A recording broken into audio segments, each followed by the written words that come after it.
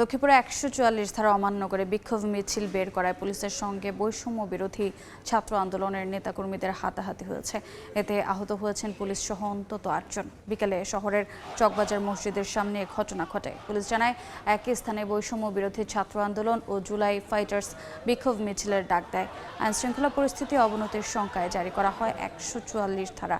আইন অমান্য করে বিক্ষোভ মিছিল বের করে বৈষম্য বিরোধী ছাত্র আন্দোলন।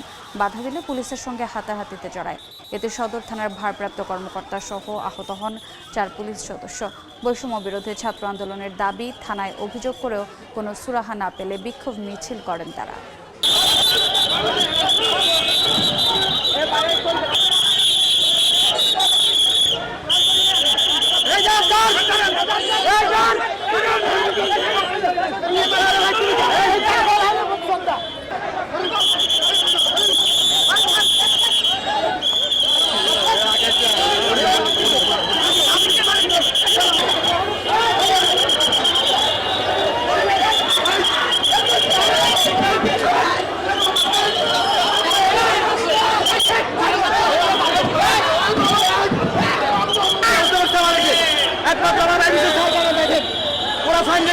আমার এটা বাংলা স্বাধীন বাংলাদেশ, এটা স্বাধীন জুলাই আন্দোলনে যুদ্ধ করছিলাম। আমরা